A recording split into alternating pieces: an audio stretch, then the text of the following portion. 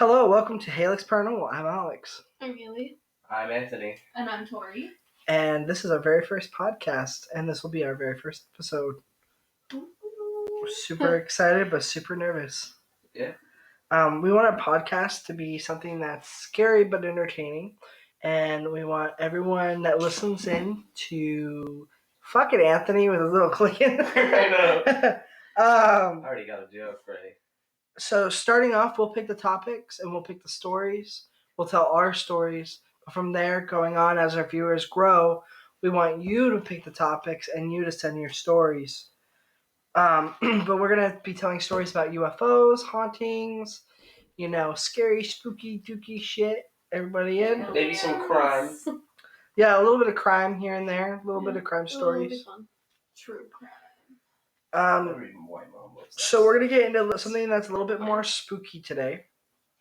A little bit more unsettling. We are going to talk about black-eyed children. But we're going to save that for another episode because I personally think it's a load of shit. So I want to make an episode where everyone else here changes my mind. That's a good idea. Change my mind. Yeah, just change my mind. So today we're actually going to be talking about black-eyed children. Shadow people. My bad. Keep that in there. Yeah. Shadow people. Yes, shadow people. Tori, do you want to kick it off? Sure. So, overall, a generalization of shadow people is that they're normally apparitions, or some people believe that they are darker entities. Shadow people are mostly seen from the peripheral vision of the observer, and that's why most people can't describe them in like a descriptive manner. Some clothing, there's one like specific shadow man that a lot of people talk about, and it's like a man in a trench coat and like a fedora. He's like pretty infamous. But I mean, sometimes there are also more malicious beings who were never human in the first place, and that's why they can hardly take on a human form. Let's see. Hold on my notes. They have been cited since ancient times, and they're mostly known among the paranormal teams as interdimensional beings. They're not ghosts. Ghosts are people who were human and have passed over, which means you could see their facial features, white apparitions, and they could be described by the people who see them in vivid detail. Most shadow people never actually physically touch the person that they're observing. But some people like to say that they're like sleep paralysis demons, I guess is a good way to put it, because that's when a lot of people see them, which we'll get more into that theory later. So, sleep paralysis, the people see shadow people or those things in their kind of dreams almost. Yeah, it's like in between, like when you wake up but your mind is still in a sense like in REM lucid dream state, but your eyes are open and you're awake but your brain hasn't completely snapped out of it. So is that like a scientific explanation of it, or do you think that's just them trying to dismiss it as being like, this is just all in your head, you're in like sleep? I mean, personally, I think it's a little bit of both, because most people use when they're in REM sleep to actually astral project. So one of my theories on shadow people is that I think that they're actually the physical energy that we see of people who are currently astral projecting and or in the other dimensions. That's what I personally think. That's a weird way I've never thought about that before. Because think about it, like they're human shaped, but like you can't really see them because they're not really there. So I think it's when people are over here astral projecting and they're wandering, and that's when you can sort of see them, but like not descriptively. You know what I mean? Yeah. That's crazy. I never thought about it that way. So kind of like my little take on it is, I know that a lot of people that say that they see shadow people, they're usually over 6 foot tall. They're not normal. There's people out there that are 6 foot tall but they're really not normally anything, shorter than 6 foot. Excuse my chair. We'll get more chairs later on, and ones that don't creak. Personally, I think they're a little bit more on the evil side. I don't think, I don't know.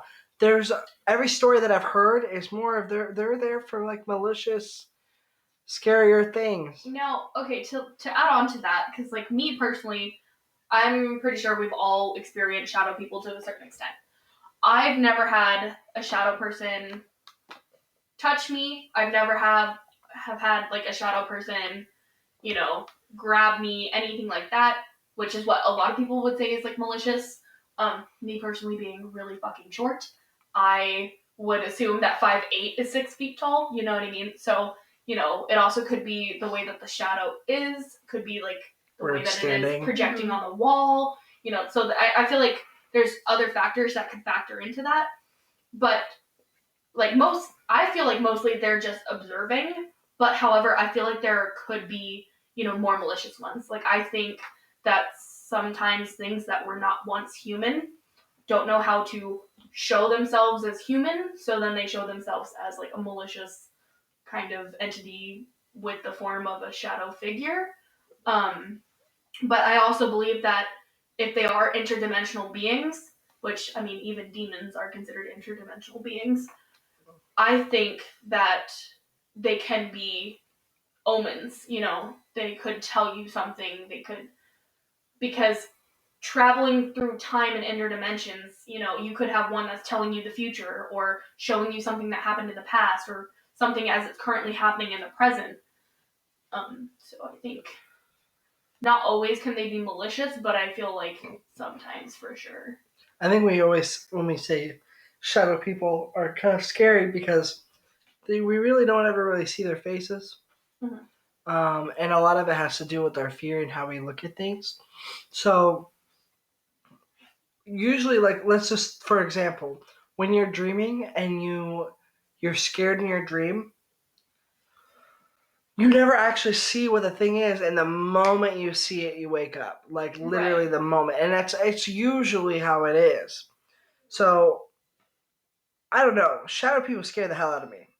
And, before we get into, like, more conversation, I just want to share an experience I had involving shadow people, and it kind of bases off the reason why I think they're more of a malicious type of thing. I was on my way to work. It was about 5:30 in the morning, and I was driving down the road, and to my right, I'm moving my hands like people can see me. To my right, I saw like a shadow figure standing there, no face, no nothing, just I can see the arms, I can see the legs, I can see where the head would be. And then moments later, I keep driving. I'm like, that was weird. I got a weird feeling. About 5 minutes later, I see it again. This time it's waving at me. Again, I get this really weird feeling, and I keep driving down the road. I see it again. This time it's like frantically waving at me, and I'm like, what the hell is that? And I try to ignore it and kind of move on with it, not a big deal. Later on, the sun starts to come up, and I'm driving, and a truck driver in a big semi truck pulls up next to me, and we kind of nod at each other, like, "What's up? How you doing?" kind of thing, You do when people are driving. And he sits back in the seat, and something sits forward, and I couldn't really see eyes. I could see where the eyes would be, kind of like shallow, and then I could see like a malicious smile, like a very, very deep, like scary freaking smile. Really bright white. Yeah, it was like, it was insane. I instantly got sick to my stomach, and I pulled off the road, and I went to the bathroom and kind of calmed down a little bit. I think I called Haley and was like, listen, this just happened to me. This was really crazy. And then later on, didn't even like occur to me what was going on. I hit taillight to taillight traffic. And during that time, I was like, okay, now that I wasn't thinking about the shadow figure, or, And when I get up and I see the car accident that happened, it was a semi-truck on fire, like flipped on its side. So I was like, oh, that's really strange. There was a coroner there. There was, fire department, police officers everywhere, and it didn't occur to me like later on, maybe about half an hour into driving, that I was like, wait a minute, could that have been the same semi-truck that I've seen? So every single time I think of like shadow figures, I always think about them as malicious beings. I mean, like, to touch on that, I feel like it definitely was, in a sense, an omen, for sure. Like, whether, I don't know why it wanted to be seen by you specifically. Yeah, that was one thing a lot of people said. That's, like, the one thing that's, like, really creepy. Yeah.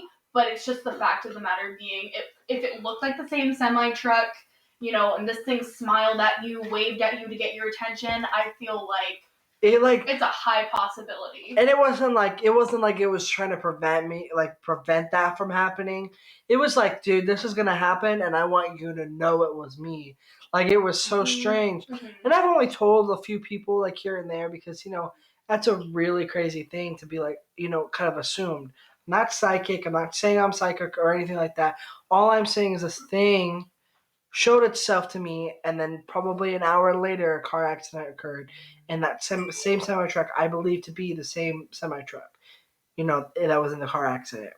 So I thought that was really crazy.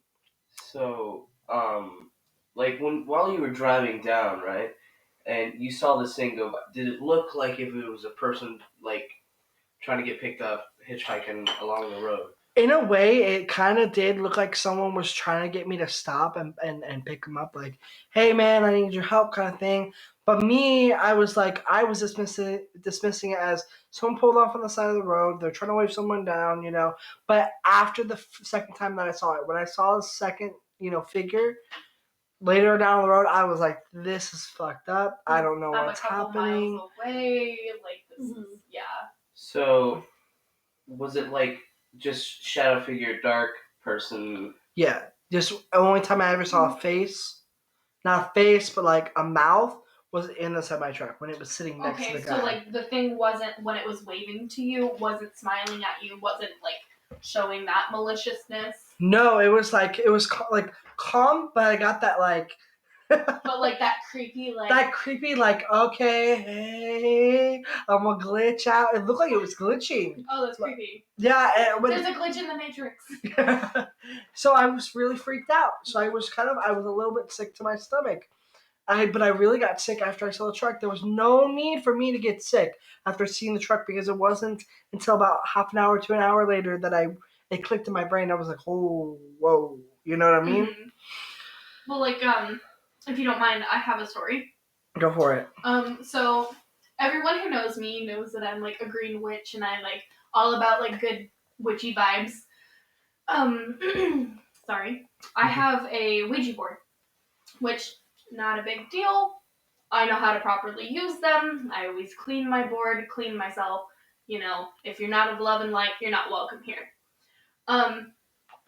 My old roommate, before you guys, was had a child, and her child would constantly like scream and like think there was a man in the closet or out back. Like she would just like look up at the closet and start like screaming her head off, to where we started thinking at first it was like night terrors, but then like weird stuff started happening, like a couple of like knocks or like things would fall over. And so I was like, fuck it, let's grab the board, let's figure it out.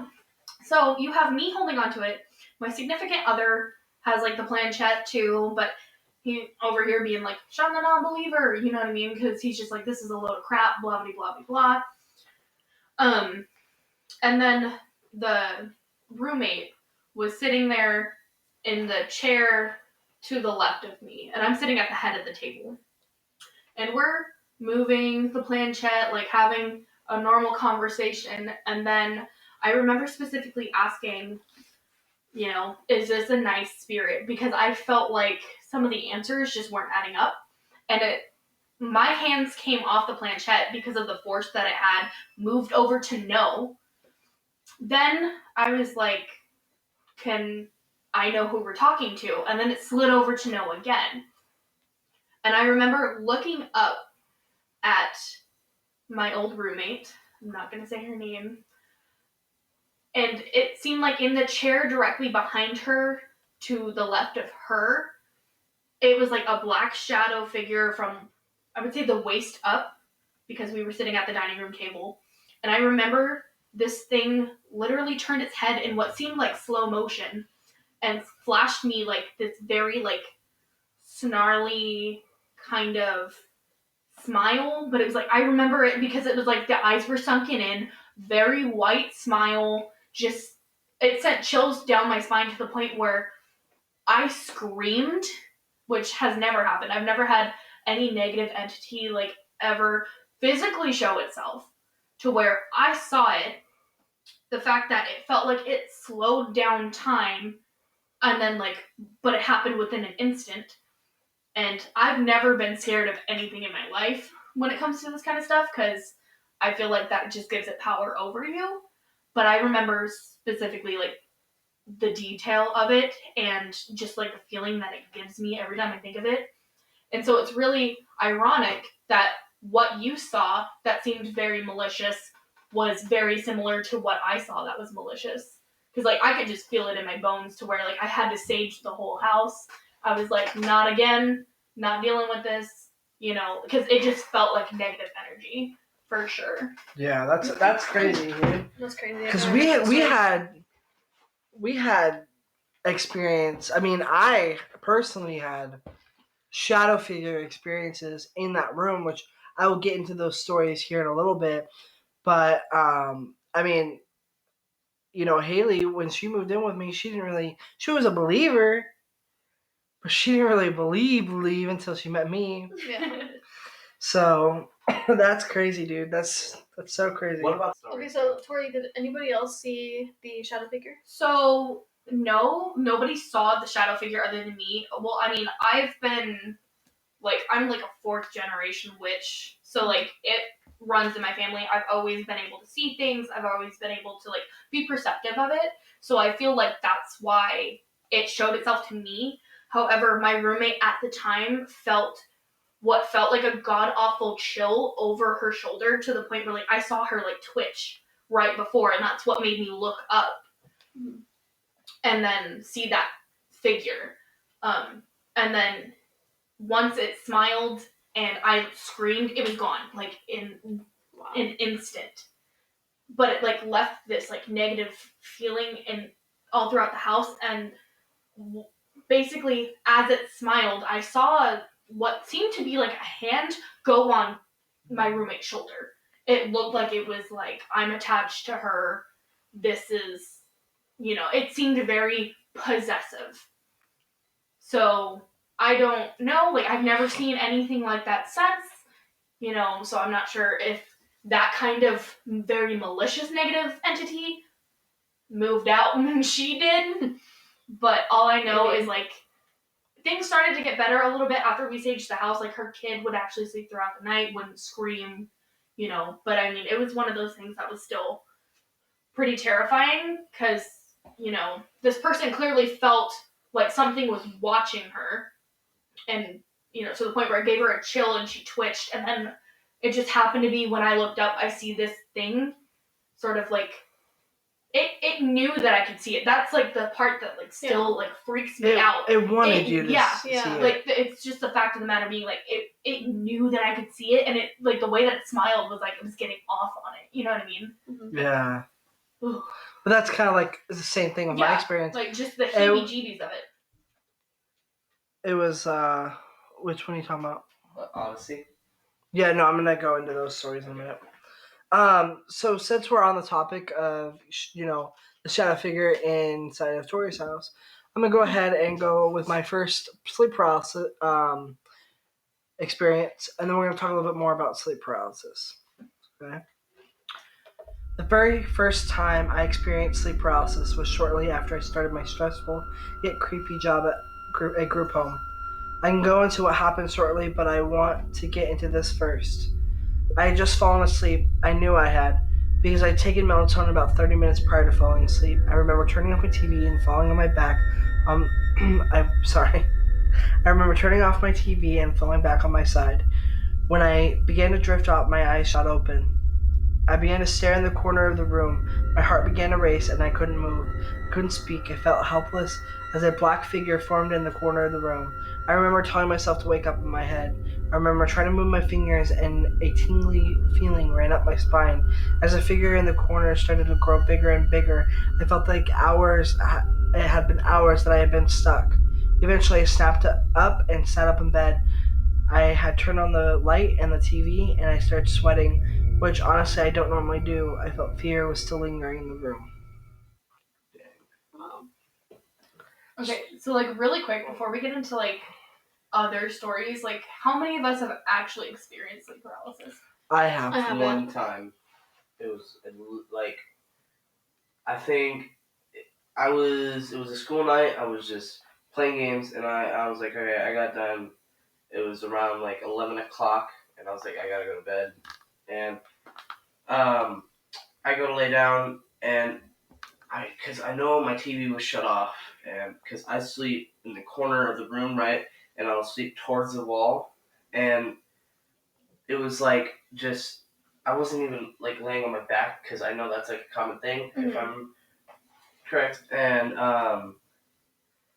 it was just because I woke up and I thought it was later than usual, and I was like, I gotta go to bed, and I went to go get like some water and maybe some melatonin, and I just couldn't move, and then I could see the reflection on my wall of my TV was on, and I knew my TV was off when I went to bed, and I was like, why is that on? I thought I turned it off, and it just kept on like vibrating, like pulsing white light from the TV, and I knew that it was just like I know I wasn't facing towards the other side of the room, but I knew there was someone there with me, and I knew someone was either sitting in my chair or like right over me, and it seemed like almost like a shadow went across the pulsing light, so it would go on, and then something would go across and it would turn off, and I just sat there and waited till just because I was just like I don't want to be in this situation. I don't want to even like get up anymore. I don't want to go for water. I don't want to even move. And then it was just like because I almost like tried closing my eyes and tried going back to bed just to wait it out until it was over because I knew it was like going faster from pulsating onto the wall, from it going across the room, and I just waited, and then I got up, and then I was covered in like sweat over my blankets. Like I was under this blanket, and I was just like it was like an aquarium down there. It was terrible. and then I got up, and I just sat on my bed frame, not on my bed frame, just on my bed, just thinking like that was really weird. I turned on my What the hell TV. happened to me? Yeah, like what the hell? And then I turned on my TV, and I just didn't go to bed that night, and I just kind of. Well, I mean, like, I know for a fact that I've had, like, sleep paralysis on, like, a multitude. Like, I would say, like, a good solid handful of times. Like, it's not like it happens every night, but I mean, that is terrifying. Like, just the fact of, like, the matter being, like, you want to move your body. You're fully consciously aware. Right. Of your surroundings. Yeah. But it's super strange.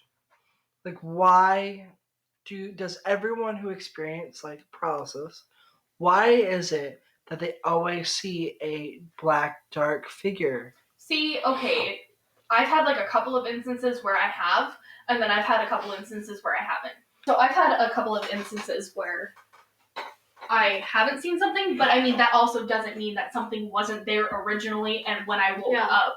So, like, I think it all ties back into the fact of the matter being, like, I feel like, yeah, they're definitely seen during sleep paralysis, but I think it's because I think the whole reason why you wake up is because you feel something watching you while you're sleeping, to be completely honest. Maybe because they'll fuck all of you up.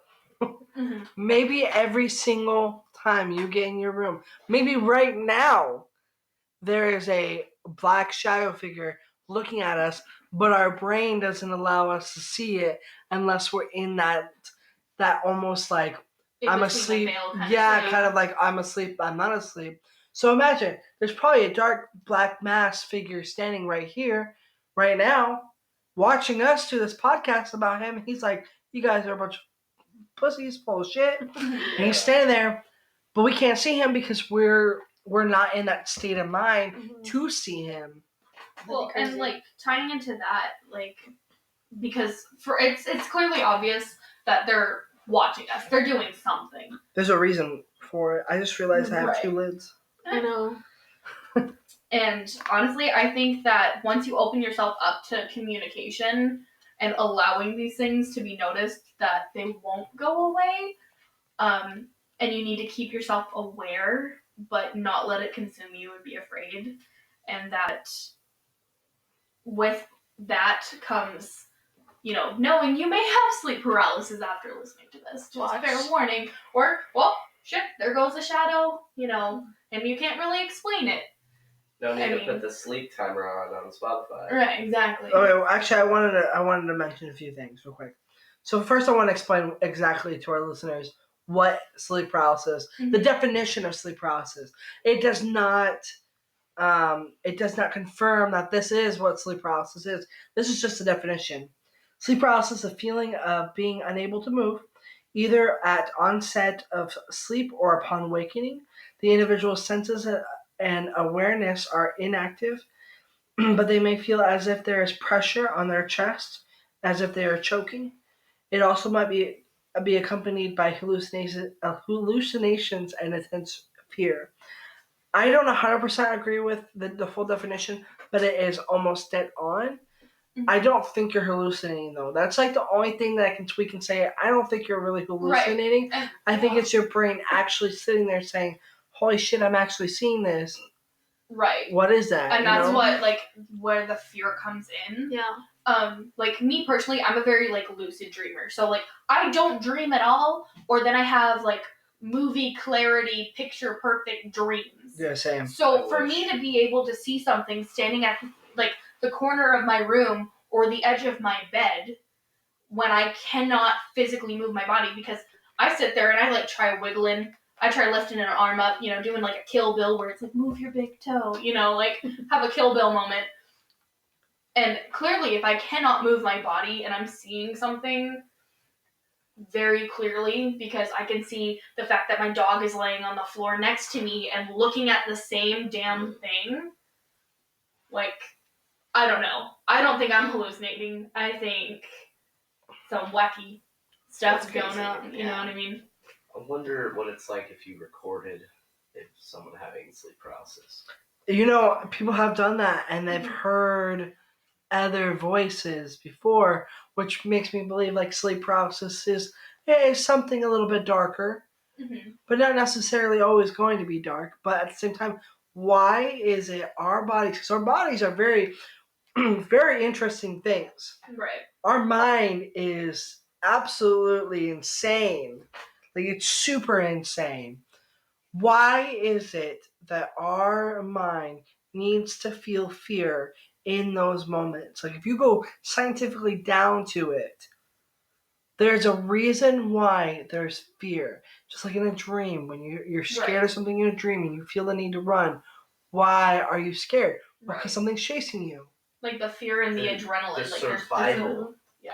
It's survival, dude. From the dawn of man, predator and prey. Have you ever thought about fight or flight mode? Yeah. Have you ever thought about maybe sleep paralysis is our body's way of our fighting? Because I've had fight or flight mode where my hands and my lips and my mouth, everything went numb, but my legs felt like they could run. I felt like I could run a mile. Yeah. You ever think about that? Our mind is kind of oh, you need to go to fight or fight mode right now, and your whole body goes paralyzed because you don't know what to do. Yeah. Or that's just my little tweak on that. Imagine that that's the case. You know what I mean? Right. Even your nightmares could be your brain trying to say, "Hey, this is a checkup on your survival instinct and how you were going to survive if you were able to, if something happened." it's just like a check of something like that. So Well, here's what this is another thing I was gonna say. Have you guys ever seen the movie Shadow People? No. It was not. It's not I've based. seen the messengers. It's not based on true stories. It's based around true events. Wait, is that the one on Netflix? No. Oh, I know that they have like a sleep paralysis like documentary Nightmare. on Netflix. Yeah, that Nightmare. one. If you that haven't was seen funny. Nightmare, you have to go watch it right now. I swear to God, it's the best documentary I've ever seen, Yeah. and it nails down to the point of what sleep paralysis is and true people that experience it on a daily basis. I haven't seen it. Oh yeah, no. I wanted to watch it's it. really good. I mean, it got me to the point where because usually things with like live reenactments of something, they always like add an extra little bit of spooky flair. Mhm. But I was like, if this is something that people are seeing, I'd be shitting bricks right now. Mhm. Like, you bet your ass I'm peeing the damn bed when I can't move, because some of these things are terrifying, and I feel so bad for the people who see something that's not just a shadow figure. Yeah. And like when things approach them. Mm-mm. Yeah, that's crazy. Anyway, so this movie, and the movie, honestly, it was. Ew. So the movie Shadow People, it wasn't necessarily a good movie. I didn't like it. To be honest with you, I'd give it like a 2 out of 5. It's not the greatest movie, but there is some live like news footage that they used in it to kind of correspond with the story that they were kind of going after. And there's a part in the movie where this guy was going to had proof of these shadow people in sleep paralysis. He was going to go on national television and tell the world, "Oh, this is what people are seeing. This is real." And like they dramatize. Mhm. The every single time you see a shadow person, you end up dead. This person that said he's seeing shadow people is now dead. They ever dramatized that, but when he was actually going to go on national television, a psychologist was like, "Listen, if you go do this, You're gonna cause mass panic. you're going to cause a mass panic, and you're going to tell everyone that these things are real." And then, all the people that are dead now believed. The people that aren't dying are the people that don't believe. You go out there and you put this in the people's heads, everyone's going to believe, and people are going to start experiencing it. So, yes, it may be real, but it also has to do with psychology. Mm-hmm. Yep. So that's crazy. Yeah. That's interesting. Well, sleep paralysis as a whole, okay, so I watch every crappy horror movie that Netflix puts on, to see if it's any good. Yeah. And the one that I would definitely suggest, if you're into more of a horror movie, but you sort of want actual thoughts on it about sleep paralysis, there's a movie called Maria. I think it's called Maria. Is it a show or is it a movie? No, it's a movie. It's got the dude who played the tall hat man in the second Conjuring, and the dude who played Mama, and he basically plays the sleep paralysis demon, and she kills people because when they're sleeping, then she's sleep paralysis, they can't move their body, and basically it's a 5-step program on how to get dead.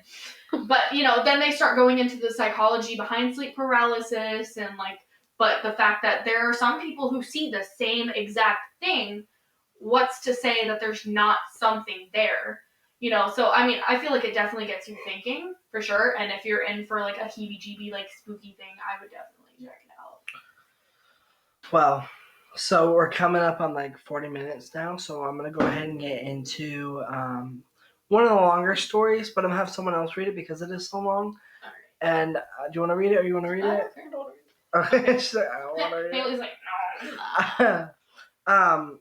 Yeah, because if I try to read it, I would be like, Yeah, me too. I cannot I got read you. stuff, so I'm more of a talking. All right. So before Tori starts reading the next story, I want to state that this is 100% true.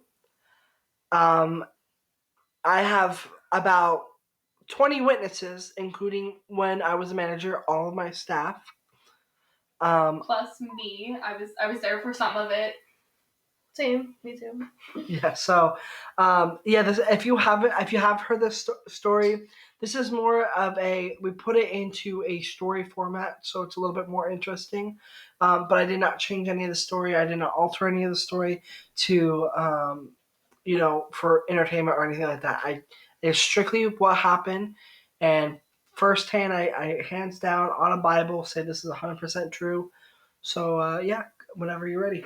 Okay, so as we've already talked about, this is from Alex's perspective. So I got a job as an overnight care worker at a child group home. I was actually really excited because I got to work with kids between the ages of 13 to 18. My manager at the time gave me a call and asked me if I wanted to come in and tour the house. 1 second. Let me give you this closer. So do you want me to start over now? Yeah, start over. Okay. She's mad. No, good. That actually helps me because I lost my spot. Okay. So, from Alex's perspective, I got a job as an overnight care worker at a child group home working with kids between the ages of 13 to 18. My manager at the time gave me a call and asked if I wanted to come in and tour the house the day before my actual shift and meet the kids. I agreed in hopes it would make my first day a little less stressful. It was my first time working with kids with minor intellectual disabilities, and I wasn't exactly sure what to expect. All the kids in the home were high functioning and completely independent, and they just needed more help than others. It was my last day of training, so I told him I'd get there at about 9 o'clock at night. When 9 o'clock came around, I headed over to the group home and parked outside on the curb. I was greeted by staff and the manager, and they walked me around the perimeter of the house. Mind you, it's an ugly house. We're just going to throw that in there, that way I don't have to describe it, but it was like, ugh. So Alex followed the manager inside, and as soon as he walked through the door, he felt this heaviness. I dismissed it as being nervous, for this was the first time I'm going to meet these new kids. He walked me through the house, which was a bit grungy, but slightly pleasant. There's a huge open front living room to the right as soon as you walk through the door with a little step down. In front of that was the dining room, then a high arch that led to the kitchen. Placement is very important for the story. I couldn't shake the feeling going down the long hallway, and it got heavier, still dismissing it as anxiety because it was his first day on the job. The first room to the left, which was meant to be an office, was the oldest kid's room. The manager explained that he doesn't sleep on his bed anymore, so you'll see him on the floor or in the living room, and that's fine. I didn't ask questions, and he led me further down the hall. The hall was this L shape, so looking down the hall, there was one room to the right, which was the master bedroom, and then you turn down the hall, and there was a bathroom and a tiny blue room. The garage, and then another room on the right. Standing in the master bedroom office, I let my manager know that it was a bit muggy. He told me that it's not actually muggy, it's just heavy energy. It's completely normal for people to feel it, and he turned back to me about to say one more thing, and then there were 3 knocks that they heard coming from the bathroom. It did startle him, but it was not terrifying.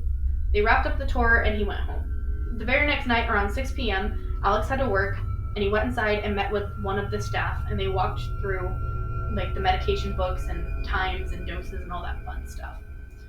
The manager arrived an hour after that, and he just continued to explain things that needed to be done for the night, and then he started to mention weird noises and weird occurrences, and he told me that it wasn't to freak me out, but it was just to inform me, and sometimes weird things happen. Paranormal things don't really scare me, so I said, okay, I'll be fine, and everybody left. In all honesty, I wasn't expecting to work my first night alone, but I was a bit creeped out just because the heaviness was still there, and my ears were burning, which only happens sometimes. The kid I was watching was asleep, and I stayed in the office. There wasn't much for me to do, so I got on the computer and started watching YouTube, because that's what we all do, especially when we all worked for the company. True. At about 8 p.m., I heard a sound of footsteps coming up the hallway. I thought maybe the kid woke up, so I got up to check, and just in case the kid woke up, he walked into the living room, and the kid was still asleep. He shrugged it off and went back to the office minutes later, and he's sitting there and he hears 3 knocks in the same place in the bathroom where it was before. He ignored it, heard it again, and him as someone who knows and believes in the paranormal, he doesn't take this stuff lightly.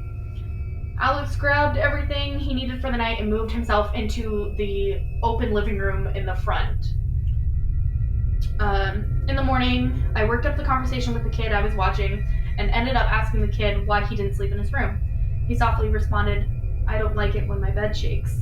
and I asked him why he thinks his bed shakes, he responded with, "The people in my room like to mess with me." I dropped the conversation quickly, knowing I made him uncomfortable. Night 2 came in early. I set myself in the front living room again, and I kept every light on. This heavy feeling still lingered in the air. Around 12 a.m., I was sitting on the couch. The kid was already asleep, and I was on the phone with my friend, that being me. I was talking about the bad feeling I had, like someone watching me. Out of the corner of my eye, I saw a shadow move from the kitchen to the other living room, which is just left to the kitchen and in front of that child's room. I stood up, and my friend on the phone had asked me what's wrong. I explained what I saw, and I decided to sit in the backyard and smoke a cigarette. I was watching the house from the outside, and every light was on, so I could see every room on the back side of the house. As I was looking into the office from afar, I seen a black mass move from the office to the living room to the kitchen and then disappear. At this point, I'm shaking, and I've never seen something like that, so I called my manager and told him what I saw. He came by for a while. Both our main concerns were that someone was inside the house. While my manager and I were talking in the front yard, the door opened, and we heard with the door open, we heard a slamming sound. We went inside to find most, but not all, of the cabinets open in the kitchen, and some dishes were on the ground. He helped me clean up, and he left around 3 or 4 a.m. in the morning. Night 3 was the worst.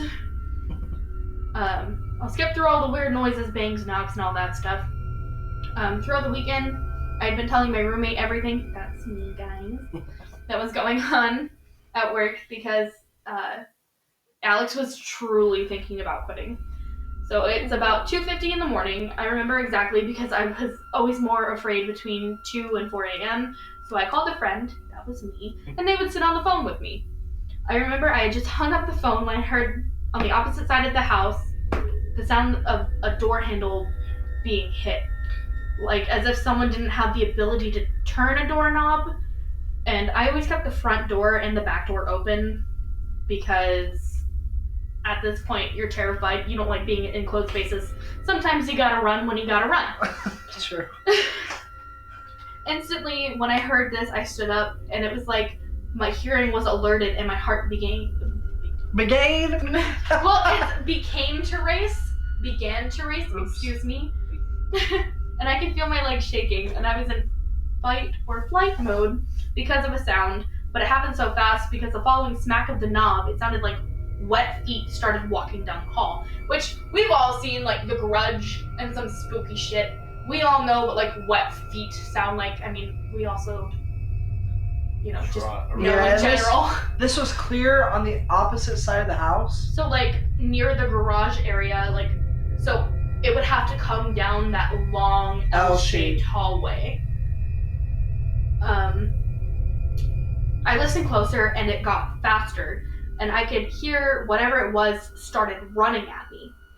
Alex then ran, and it kept coming, and he ran out the front door into the yard, and he could still hear it running, like, because this house had tile flooring, so it sounded like wet feet running on tile, so it like made that god-awful like smacking, terrifying noise. All I could think about was the kid on the couch, and when the sound was right at the frame of the door, it just stopped, and the door before my eyes started to close. I couldn't let the door shut, so I stopped it, saying, "No, this is my house, and I have the power. You're dead." I remember that I'm terrified, so it might not make sense, or it sounds kind of silly. But as soon as I turned around, the door slammed shut, and it shook the whole house. All while this kid didn't wake up. For weeks, I had friends stop by in the middle of the night to sit with me, and a few times... Okay, so it goes into being locked out on shift. So we're going to talk about that for a second, because Alex was genuinely terrified. And I remember he called me, and it was like close to 2 a.m. and I was like, all right, like I actually remember walking to the house, and I sat with Alex because he was genuinely terrified. He didn't want this thing coming and running or anything. She literally sat with me all night. It was like from 2 to 6. Yeah, like on the couch, just making sure. But then our other friend came and, because I had explained, I started noticing that cabinets in the kitchen were open. The dishwasher was like wide open, all while this kid is still in our vision. This kid is sleeping. There's no way. And then it sounded like doorknobs would like turn and all this spooky stuff. So we're all outside in the front yard smoking a cigarette because we can, with the front door being open, see everything going on. Mind you, because we like to have all of the front doors, like all of the front door and the back door open at all times, it was pretty normal. So then we were walking around like the perimeter of the house. Our other friend then came in to the house only for like 2 minutes, not even. We go back outside. I had the door cracked. I didn't have it wide open, but when we came back, the door was closed and it was locked. Like, there's no way to get in. We had to go all the way around the house to the backyard where that door was closed too, but it was unlocked.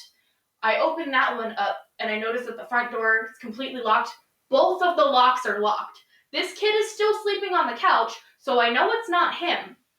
And for the deadbolt and the door to be locked, it was like terrifying. And I was like, okay, you've never really done anything like this while I was here. I feel like it's because we brought this other person into the house. Like, I'm so sorry, we disrespected you. It's not going to happen again. So I you don't have to read the rest because I'm just gonna go into that last story real quick. So the last it's two stories. The last major experience that I had there was about 3 o'clock in the morning. There was finally another staff with me. Hold on. There was finally another staff on clock with me, and there was just one kid. So I decided to be like, hey, like, I'm not feeling well. I really wasn't feeling well. I was like projectile vomiting in the bathroom. So I told her, hey, I'm going to head out for the night. It was about 3 o'clock in the morning.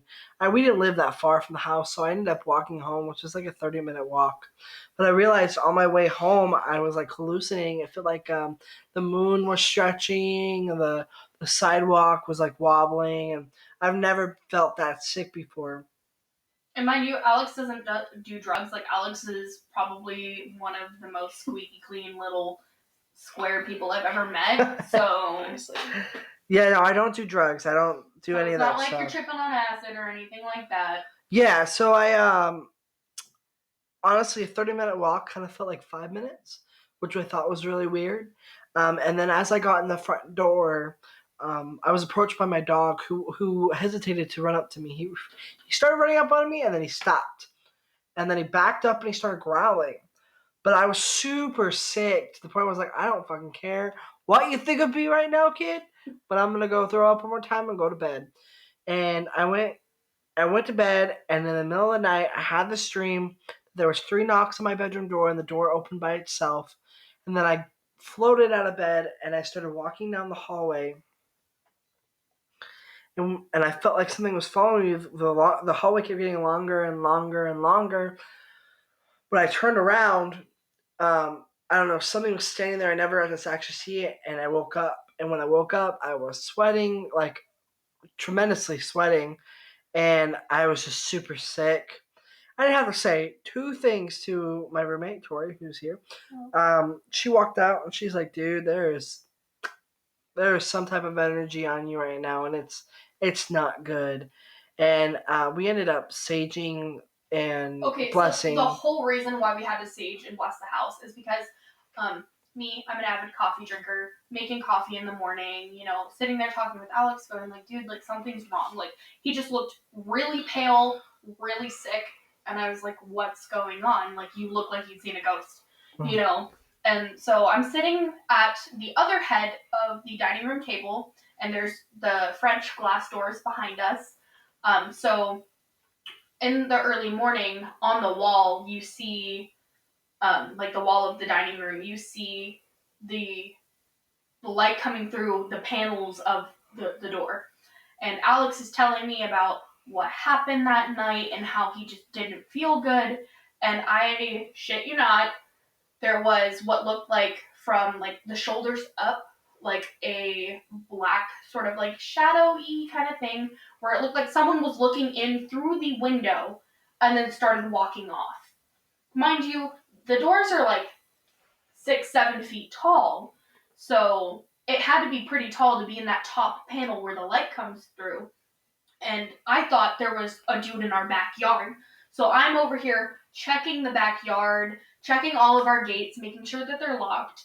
And it looked like, someone had been looking in and then decided to turn to the right, and it was like a side profile and walk off.